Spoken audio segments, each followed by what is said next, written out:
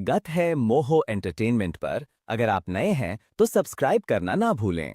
सुनिए मुंशी प्रेमचंद की ये कहानी, नया विवाह। हमारी देह पुरानी है, लेकिन इसमें सदैव नया रक्त दौड़ता रहता है। नए रक्त के प्रवाह पर ही हमारे जीवन का आधार है। पृथ्वी की इस चिरंतन व्यवस्था में ये नयापन उसके एक एक अणु में, एक एक कण में, तार में बसे हुए स्वरों की भांति गूंजता रहता है। और ये 100 साल की बुढ़िया आज भी नवेली दुल्हन बनी हुई है। जब से लाला डंगामल ने नया विवाह किया है, उनका यौवन नए सिरे से जाग उठा है। जब पहली स्त्री जीवित थी, तब वे घर में बहुत कम रहते थे। प्रातः से 10-11 बजे तक तो पूजा पाठ ही करते रहते थे। फिर भोजन करके दुकान चले जाते। वहां से 1 बजे रात लौटते और थके मांदे सो जाते। यदि लीला कभी कहती, जरा और सवेरे आ जाया करो, तो बिगड़ जाते और कहते, तुम्हारे लिए क्या दुकान छोड़ दूं या रोजगार बंद कर दूं। यह वह जमाना नहीं है कि एक लोटा जल चढ़ाकर लक्ष्मी प्रसन्न कर ली जाएं। आज उनकी चौखट पर माथा रगड़ना पड़ता है, तब भी उनका मुंह सीधा नहीं होता। लीला बेचारी चुप हो जाती। अभी 6 महीने की बात है, लीला को ज्वर चढ़ा हुआ था। लाला जी दुकान जाने लगे, तब उसने डरते डरते कहा, था देखो मेरा जी अच्छा नहीं है, जरा सवेरे आ जाना। डंगामल ने पगड़ी उतारकर खूंटी पर लटका दी और बोले, अगर मेरे बैठे रहने से तुम्हारा जी अच्छा हो जाए तो मैं दुकान न जाऊंगा। लीला हताश होकर बोली, मैं दुकान जाने को तो नहीं मना करती, केवल जरा सवेरे आने को कहती हूँ। तो क्या दुकान पर बैठा मौज किया करता हूँ। लीला इसका क्या जवाब देती। पति का ये स्नेहहीन व्यवहार उसके लिए कोई नई बात न थी। इधर कई साल से उसे इसका कठोर अनुभव हो रहा था कि उसकी इस घर में कद्र नहीं है। वह अक्सर इस समस्या पर विचार भी किया करती, पर वह अपना कोई अपराध न पाती। वह पति की सेवा अब पहले से कहीं ज्यादा करती, उनके कार्यभार को हल्का करने की बराबर चेष्टा करती रहती, बराबर प्रसन्नचित्त रहती। कभी उनकी इच्छा के विरुद्ध कोई काम नहीं करती। अगर उसकी जवानी ढल चुकी थी, तो इसमें उसका क्या अपराध था। किसकी जवानी सदैव स्थिर रहती है। अगर अब उसका स्वास्थ्य उतना अच्छा ना था, तो इसमें उसका क्या दोष। उसे बेकसूर क्यों दंड दिया जाता है। उचित तो यह था कि 25 साल का साहचर्य अब एक गहरी मानसिक और आत्मिक अनुरूपता का रूप धारण कर लेता, जो दोष को भी गुण बना लेता है, जो पके फल की तरह ज्यादा रसीला, ज्यादा मीठा, ज्यादा सुंदर हो जाता है। लेकिन लाला जी का वणिक हृदय हर एक पदार्थ को वाणिज्य की तराजू से तौलता था। बूढ़ी गाय जब न दूध दे सकती है न बच्चे, तब उसके लिए गौशाला ही सबसे अच्छी जगह है। उनके विचार में लीला के लिए इतना ही काफी था कि घर की मालकिन बनी रहे, आराम से खाए और पड़ी रहे। उसे अख्तियार है, चाहे जितने जेवर बनवाए, चाहे जितना स्नान व पूजा करे, केवल उनसे दूर रहे। मानव प्रकृति की जटिलता का एक रहस्य यह था कि डंगामल जिस आनंद से लीला को वंचित रखना चाहते थे, जिसकी उसके लिए कोई जरूरत ही नहीं समझते थे, खुद उसी के लिए सदैव प्रयत्न करते रहते थे। लीला 40 वर्ष की होकर बूढ़ी समझ ली गई थी, किंतु वे 43 के होकर अभी जवान ही थे, जवानी के उन्माद और उल्लास से भरे हुए। लीला से अब उन्हें एक तरह की अरुचि होती थी, और वह दुखिया जब अपनी त्रुटियों का अनुभव करके प्रकृति के निर्दय आघातों से बचने के लिए रंग व रोगन के आड़ लेती, तब लालाजी उसके बूढ़े नखरों से और भी घृणा करने लगते। वे कहते, वाह री तृष्णा, 7 लड़कों की तो माँ हो गई, बाल खिचड़ी हो गए, चेहरा धुले हुए फलालिन की तरह सिकुड़ गया, मगर आपको अभी महावर, सेंदूर, मेहंदी और उपटन की हवस बाकी ही है। औरतों का स्वभाव भी कितना विचित्र है, न जाने क्यों बनाव सिंगार पर इतना जान देती हैं। पूछो अब तुम्हें और क्या चाहिए। क्यों नहीं मन को समझा लेती कि जवानी विदा हो गई और इन उपादानों से वह वापस नहीं बुलाई जा सकती। लेकिन वे खुद जवानी का स्वप्न देखते रहते थे। उनकी जवानी की तृष्णा अभी शांत न हुई थी। जाड़ों में रसों और पाकों का सेवन करते रहते थे। हफ्ते में 2 बार खिजाब लगाते और एक डॉक्टर से मंकी ग्लैंड के विषय में पत्र व्यवहार कर रहे थे।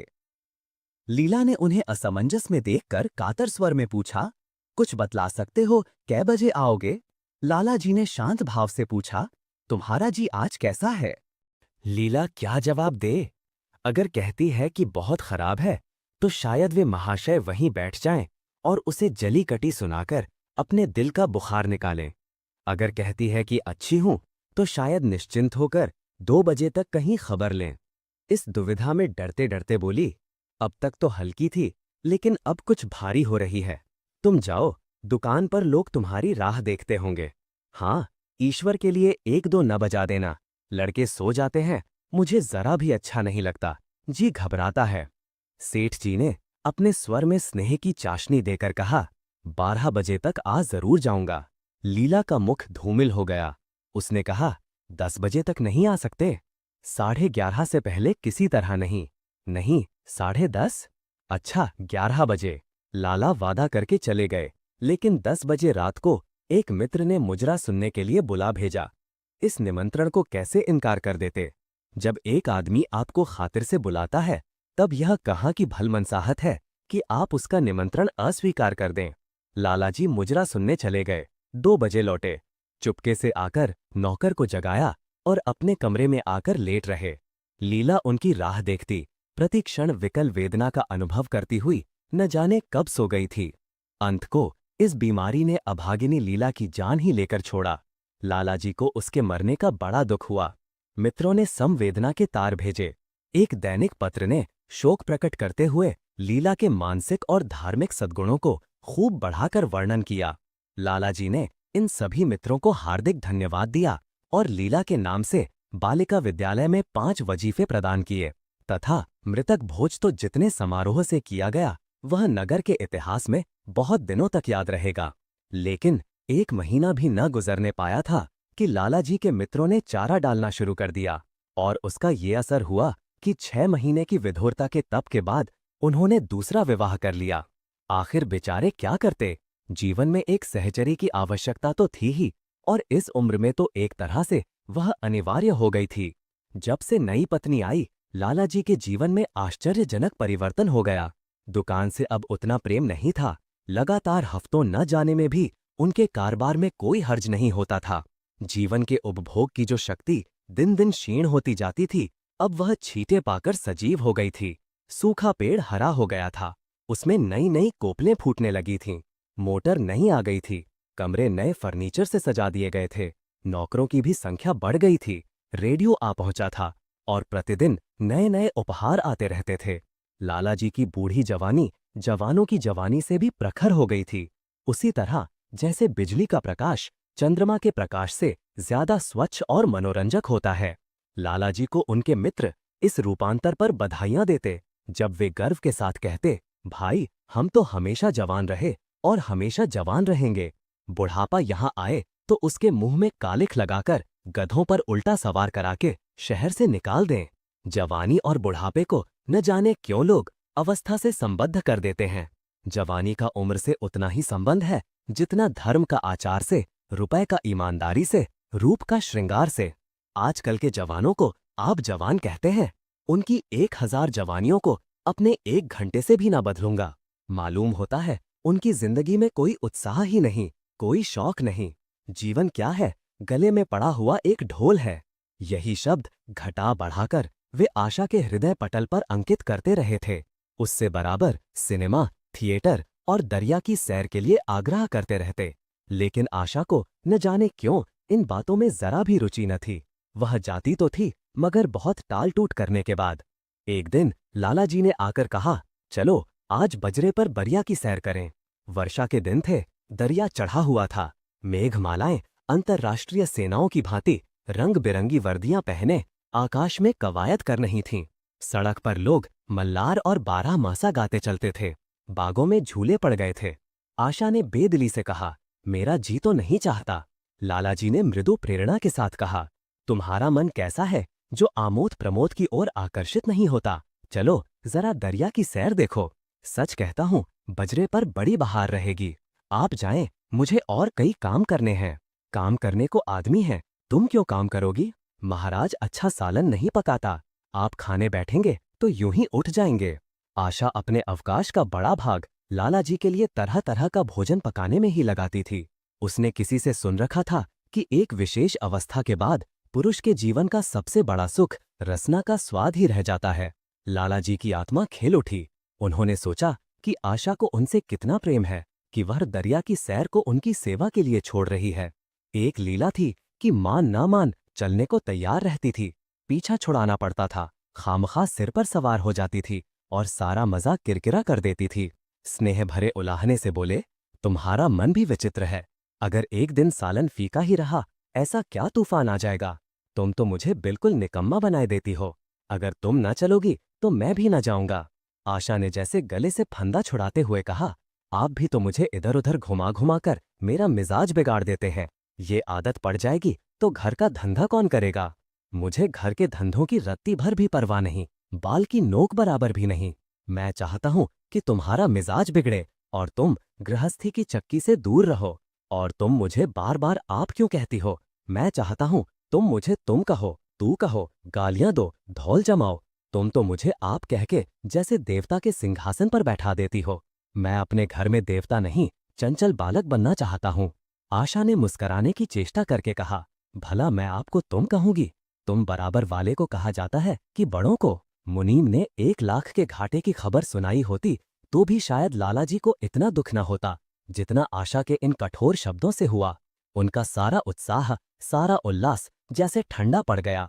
सिर पर बांकी रखी हुई फूलदार टोपी, गले में पड़ी हुई जोगिए रंग की चुनी हुई रेशमी चादर, वो तंजेब का बेलदार कुत्ता जिसमें सोने के बटन लगे हुए थे, यह सारा ठाठ कैसे उन्हें हास्यजनक जान पड़ने लगा, जैसे वो सारा नशा किसी मंत्र से उतर गया हो। निराश होकर बोले, तो तुम्हें चलना है या नहीं? मेरा जी नहीं चाहता तो मैं भी ना जाऊं। मैं आपको कब मना करती हूं? फिर आप कहा। आशा ने जैसे भीतर से जोर लगाकर कहा, तुम? और उसका मुखमंडल लज्जा से आरक्त हो गया। हाँ, इसी तरह तुम कहा करो। तो तुम नहीं चल रही हो? अगर मैं कहूं तुम्हें चलना पड़ेगा तब चलूंगी। आपकी आज्ञा मानना मेरा धर्म है। लालाजी आज्ञा न दे सके। आज्ञा और धर्म जैसे शब्द उनके कानों में चुभने से लगे। खिसियाए हुए बाहर को चल पड़े। उस वक्त आशा को उन पर दया आ गई। बोली, तो कब तक लौटोगे? मैं नहीं जा रहा हूं। अच्छा, तो मैं भी चलती हूं। जैसे कोई जिद्दी लड़का रोने के बाद अपनी इच्छित वस्तु पाकर उसे पैरों से ठुकरा देता है, उसी तरह मुंह बनाकर कहा, तुम्हारा जी नहीं करता तो न चलो, मैं आग्रह नहीं करता। आप नहीं, तुम बुरा मान जाओगे। आशा गई, लेकिन उमंग से नहीं। जिस मामूली वेश में थी उसी तरह चल खड़ी हुई। न कोई सजीली साड़ी, न जड़ाव गहने, न कोई श्रृंगार, जैसे कोई विधवा हो। ऐसी ही बातों पर लालाजी मन में झुंझला उठते थे। ब्याह किया था। जीवन का आनंद उठाने के लिए, झिलमिलाते हुए दीपक में तेल डालकर उसे और चटक करने के लिए। अगर दीपक का प्रकाश तेज ना हुआ तो तेल डालने से लाभ? न जाने इसका मन क्यों इतना शुष्क और नीरस है, जैसे कोई ऊसर का पेड़ हो। कितना ही पानी डालो उसमें हरी पत्तियों के दर्शन न होंगे। जड़ाऊ गहनों से भरी पेटारियां खुली हुई हैं। कहां कहां से मंगवाए, दिल्ली से, कलकत्ते से। कैसी कैसी बहुमूल्य साड़ियां रखी हुई हैं, एक नहीं सैकड़ों, पर केवल संदूक में कीड़ों का भोजन बनने के लिए। दरिद्र घर की लड़कियों में यही ऐब होता है, उनकी दृष्टि सदैव संकीर्ण रही है। न खा सकें, न पहन सकें, न दे सकें। उन्हें तो खजाना भी मिल जाए तो यही सोचती रहेंगी कि खर्च कैसे करें। दरिया की सैर तो हुई पर विशेष आनंद न आया। कई महीने तक आशा की मनोवृत्तियों को जगाने का असफल प्रयत्न करके लालाजी ने समझ लिया कि इसकी पैदाइश ही मुहर्रमी है, लेकिन फिर भी निराश न हुए। ऐसे व्यापार में एक बड़ी रकम लगाने के बाद वे उसमें अधिक से अधिक लाभ उठाने की वणिक प्रवृत्ति को कैसे त्याग देते। विनोद की नई नई योजनाएं पैदा की जातीं। ग्रामोफोन अगर बिगड़ गया है, गाता नहीं या साफ आवाज नहीं निकलती तो उसकी मरम्मत करानी पड़ेगी। उसे उठाकर रख देना तो मूर्खता है। इधर बूढ़ा महाराज एकाएक बीमार होकर घर चला गया था और उसकी जगह उसका 17-18 साल का जवान लड़का आ गया था। कुछ अजीब गवार था, बिल्कुल झंगड़ उजड़, कोई बात ही न समझता था। जितने फुलके बनाता उतनी तरह के। हाँ, एक बात समान होती, सब बीच में मोटे होते, किनारे पतले। दाल कभी तो इतनी पतली जैसे चाय, कभी इतनी गाढ़ी जैसे दही। नमक कभी इतना कम कि बिल्कुल फीकी, कभी इतना तेज कि नींबू का शौकीन। आशा मुंह हाथ धोकर चौके में पहुंच जाती और इस डपोर शंख को भोजन पकाती। एक दिन उसने कहा, तुम कितने नालायक आदमी हो जुगल। आखिर इतनी उम्र तक तुम घास खोदते रहे या भाड़ झोंकते रहे कि फुलके तक नहीं बना सकते।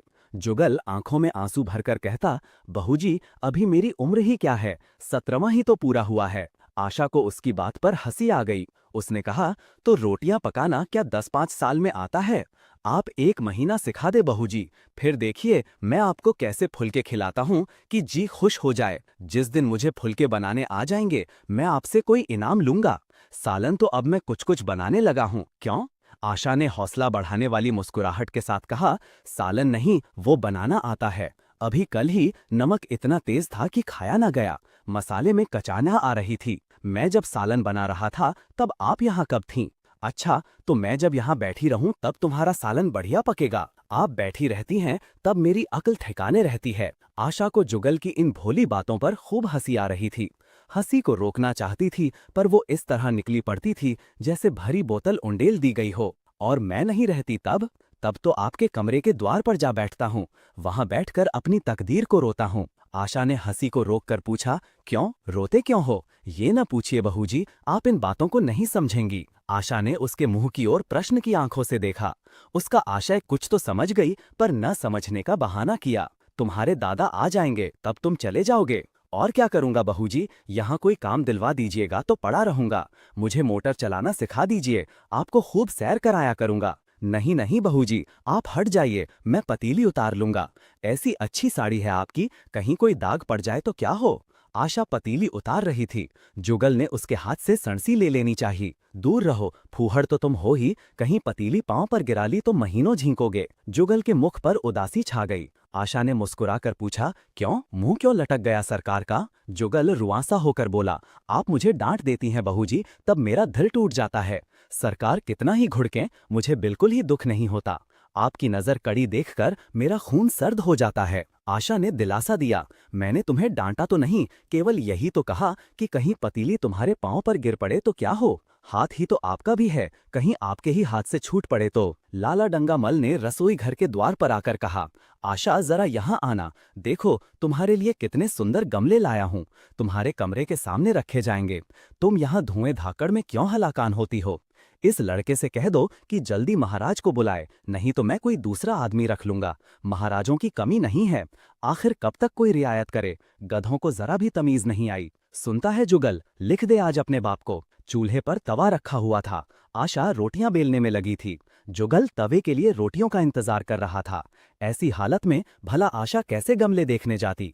उसने कहा, जुगल रोटियां टेढ़ी मेढ़ी बेल डालेगा। लाला जी ने कुछ चिढ़कर कहा, अगर रोटियां टेढ़ी मेढ़ी बेलेगा तो निकाल दिया जाएगा। आशा अनसुनी करके बोली, 10-5 दिन में सीख जाएगा, निकालने की क्या जरूरत है? तुम आकर बतला दो गमले कहाँ रखे जाएं। कहती तो हूँ रोटियां बेलकर आई जाती हूँ। नहीं, मैं कहता हूँ तुम रोटियां मत बेलो, आप तो ख्वामखा जिद करते हैं। लाला जी सन्नाटे में आ गए। आशा ने कभी इतनी रुखाई से उन्हें जवाब न दिया था, और ये केवल रुखाई न थी, इसमें कटुता भी थी। लज्जित होकर चले गए। उन्हें ऐसा क्रोध आ रहा था कि इन गमलों को तोड़कर फेंक दें और सारे पौधों को चूल्हे में डाल दें। जुगल ने सहमे हुए स्वर में कहा, आप चली जाएं बहूजी, सरकार बिगड़ जाएंगे। बको मत, जल्दी जल्दी फुलके सेको, नहीं तो निकाल दिए जाओगे। और आज मुझसे रुपये लेकर अपने लिए कपड़े बनवा लो, भिखमंगों की सूरत बनाए घूमते हो।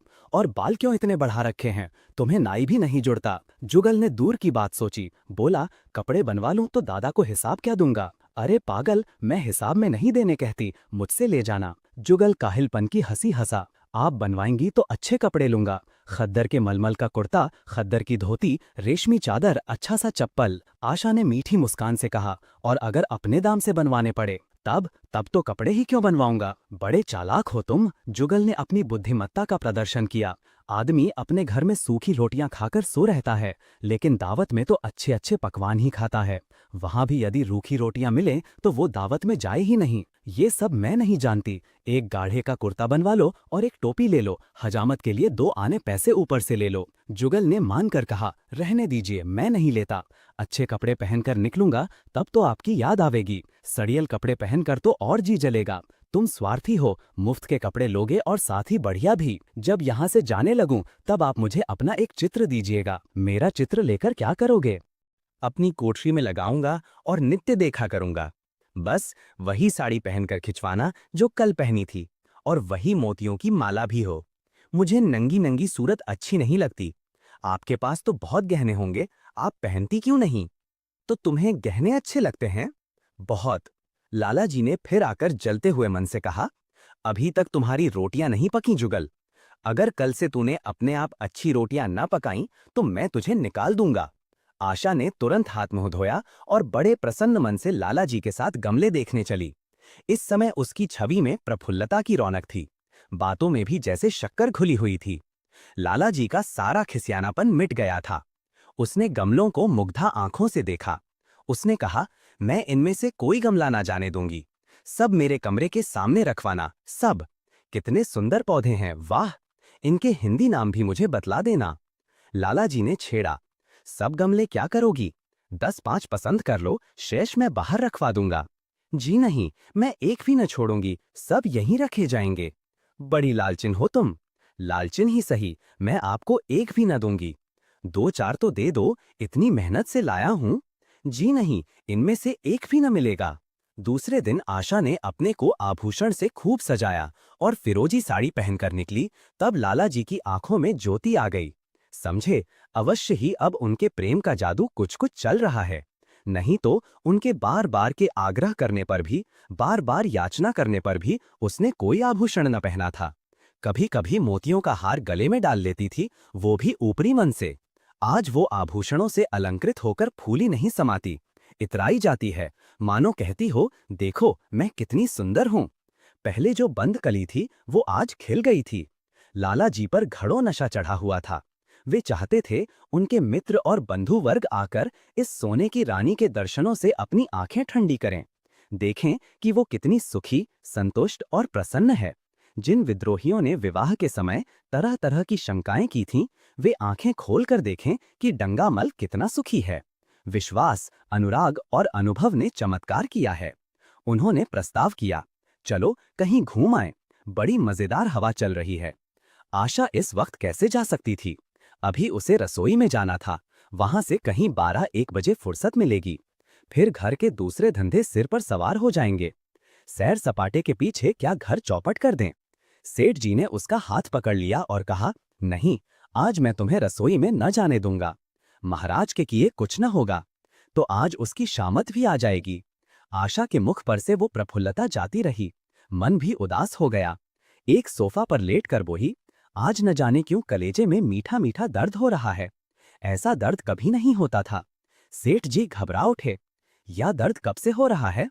हो तो रहा है रात से ही, लेकिन अभी कुछ कम हो गया था, अब फिर होने लगा है, रह रहकर जैसे चुभन हो जाती है।